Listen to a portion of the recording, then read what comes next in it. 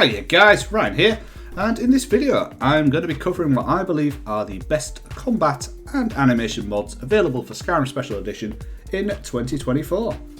However, instead of enhancing the visuals of the game, which we covered in the previous video, this time we're going to be looking at a series of curated mods that improve the combat in both the first person and the third person perspective, as well as some fantastic animation mods that just make the game look a bit more modern, shall we say, and a bit more up to date. So, without further ado, let's crack on with this mod list. Okay, so the first mod on the list is simply the third person camera stagger remover, which, as its name implies, just removes that annoying camera shake effect that occurs whenever you play in third person. However, the second mod on the list is the attack-mco/DXP mod, which completely overhauls the weapon animations when playing in the third person, and it also solves the so-called ice skating combat issue that Skyrim has. Now, as a general rule, now when you attack, much like modern RPGs, you're committed to that action, so you can no longer wildly swing your weapons in the air and then just backpedal and still hit the target. Now, the mod itself does come with a fantastic animation pack, the Elder Souls animation library, and it's a fantastic set of animations that completely overhauls all the weapon animations when used in the third person. Now, the mod itself does have quite a few dependencies that you need to install beforehand, including the Nemesis Unlimited Behaviour Engine, so you want to make sure that that's installed before you go ahead and launch the game. Now, one change I would make is that it recommends using the Dynamic Animation Replacer, but I wouldn't use that anymore, as there's a new one called the Open Animation Replacer that kind of replaces it and makes the previous one a bit obsolete. And the final thing to note is that there's two versions you can install. You can install the AMCO, which stands for the Attack Modern Combat Overhaul, and that's really designed if you're going to be using it with other animation mods, or alternatively, if you want to just stick with the animations that are provided by this mod pack, then the Distar Experience is the kind of option that you want to be using. Whilst the previous mod was going to cover the third person combat, the comprehensive first person animation overhaul mod covers the first person combat. And much like the previous mod, this includes new animations for spellcasting, archery, melee combat, running animations, and jumping, so really anything that you experience in the first person perspective has now been overhauled and improved greatly. The next mod we're going to cover is Dodge. You've probably guessed what Dodge does.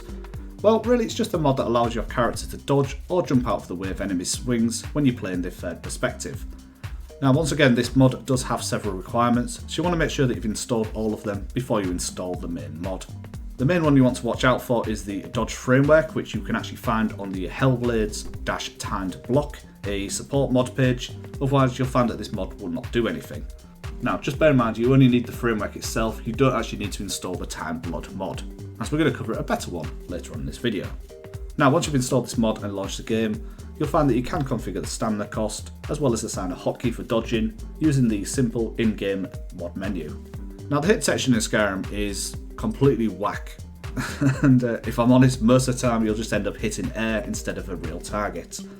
Now, this is where the Precision Accurate Melee Collisions mod comes in, which makes it so that you must actually hit your target, surprise surprise, in order to do some damage.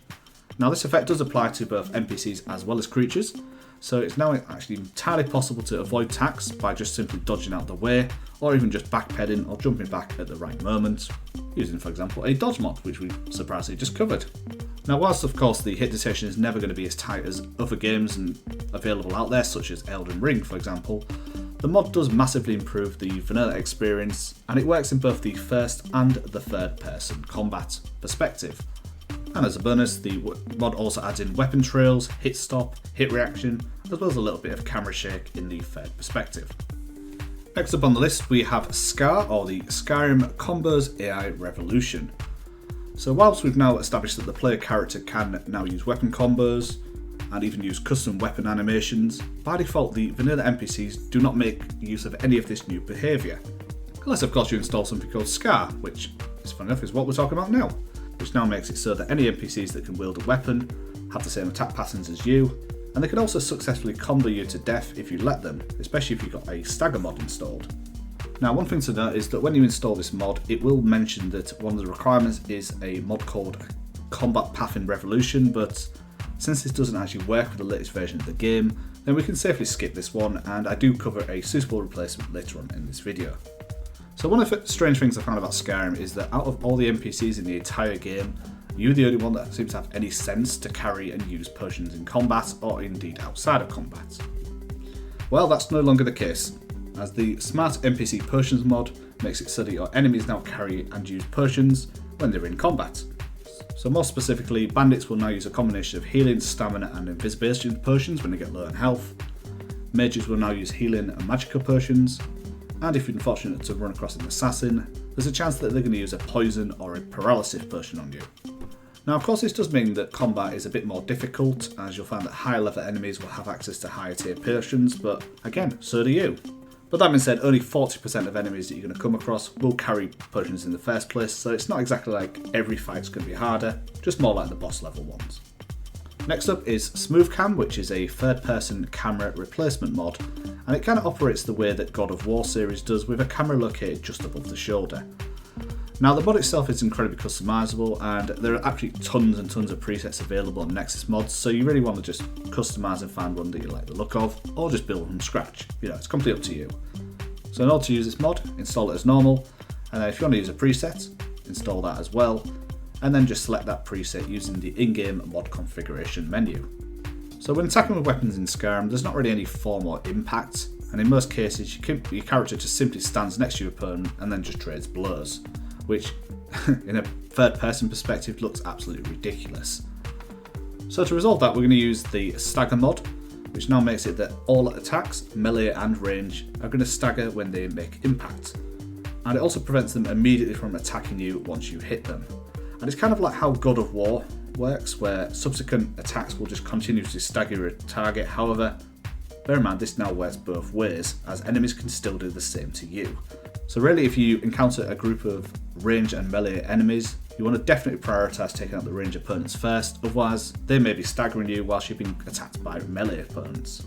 Now, the mod does include two modules. You've got Stagger on hit, as the name implies, staggers an enemy when you hit them, and Stagger Lock, which basically fixes the issue that in Skyrim you can't stagger an enemy twice in a row. I recommend just installing both of those mods, as it's going to fundamentally change the way that combat works.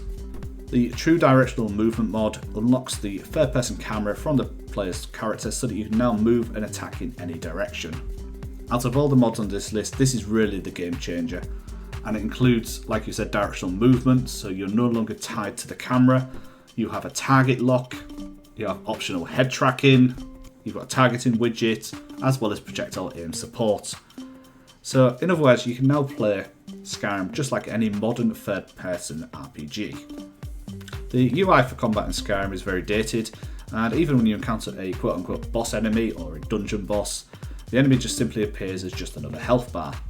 Therefore, the True HUD mod adds a visible name, health, stamina, magicka, and if you've got it supported, a special bar to all creatures and NPCs in the game.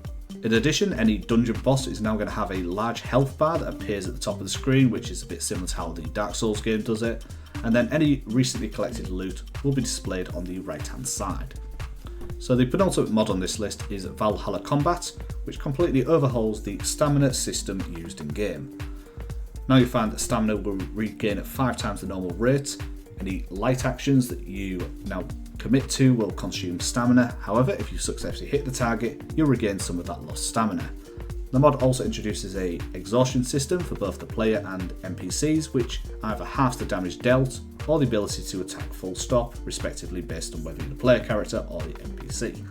You can also now block projectiles, enable a timed blocking system, or even incorporate an execution system like God of War with a stun meter that builds over time. And once installed, within the game itself, you can configure all these settings using the in-game Mod Manager menu. And the final mod on the list is Wait Your Turn, which is a mod that really just simply stops melee enemies from ganging up on you, which is suicide and unfair when you consider the mods that we've covered in this video. In other words, with this mod installed, instead of getting bum rushed by half a dozen bandits, they're now going to actively circle you and wait for their opportunity to attack. Again, we're using God of War as a reference for this idea. Okay, so that was the mod list. However, before we do launch the game, we're just going to cover how to use the Nemesis behavior generator, simply to ensure that all these custom animations that we've installed today are going to be applied correctly. Okay, so although Nemesis Behavior Manager can be installed just like any other Skyrim mod, you will need to actually manually run it in order to patch the game to allow custom animations to be applied to actors. Now in most cases when you install Nemesis using a mod manager, it's going to be installed to the following location: Steam Apps, Common, Skyrim Special Edition, Data, and then Nemesis Engine. From here we want to double click the exe file to launch the application. So if this is the first time you've ever run this tool, the first thing you want to do is choose the option here to update the engine. Now this process can take a short while if you've got quite a few mods installed, but eventually you should get 100%, so in this case it only took 33 seconds, and there's quite a few of these options we want to make sure that we've ticked, assuming that you followed the mods that we covered in this video. So the first one we want to make sure is the attack mod here, which is either going to say MCO or Distar Experience, so give that a tick. Precision's another one you want to make sure you've ticked. Dodge is another one. Payload Interpreter is another one that you want to make sure you've ticked. Scar is your next one. The script-free stagger lock, and then all three of these true directional movement ticks hit options here. So to apply all this, you choose the option here where it says Launch Behavior Engine, and what that'll do is it'll go through and patch all these new animations that we've inserted into the game. So as you can see, it's now inserted 608 new animations to the game. Now, I don't know why one of them is called Sexy Move Detector, but yeah, whatever. Okay, so that's covered all the mods and the setup. So let's quickly jump into the game, and we're going to check out some combat of my character assaulting some bandit camps.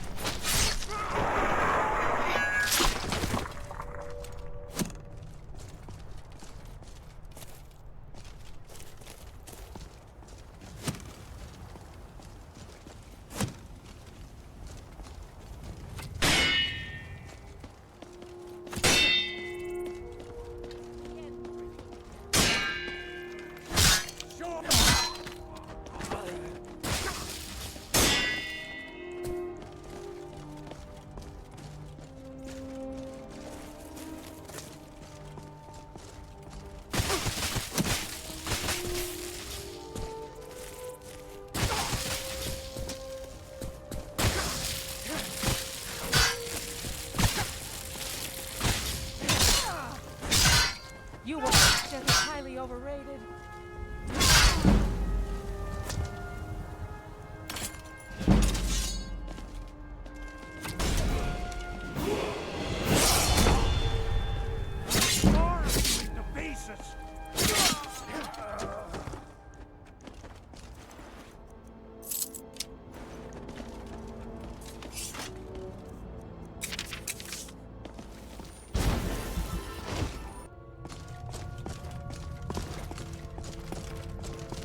Should have come here. I'll try and...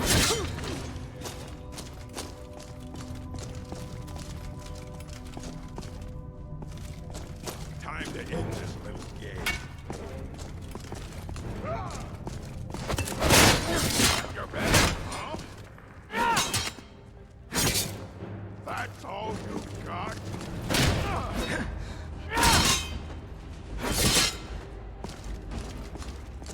I fought worse than you. That's the best you can do.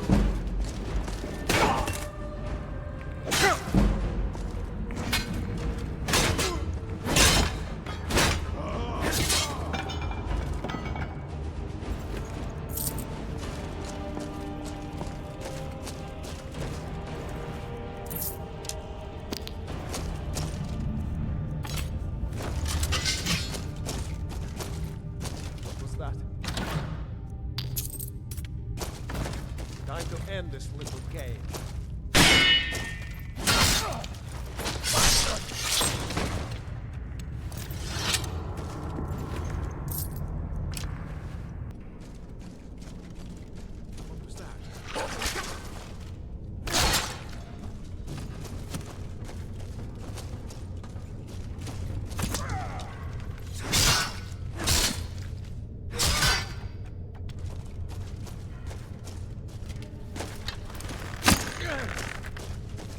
It'll be so much easier to roll when you're dead.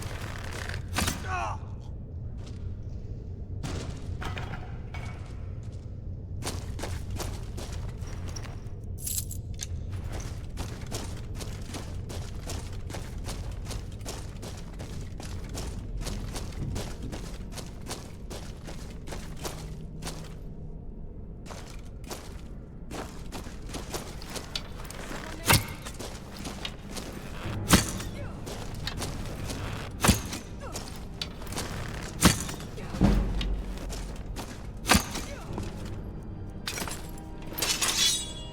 Prepare to die.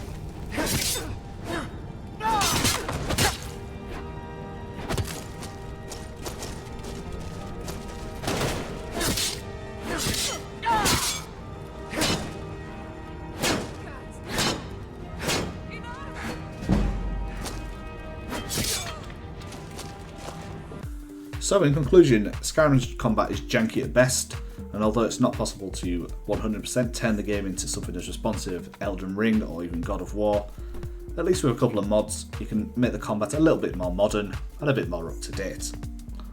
In either case, thank you for watching this video today, and if you did find it helpful, then please don't forget to leave a like, share the video, and then subscribe to this channel to see more content like this in the future. Thanks again, and I'll catch you again very soon. Goodbye now.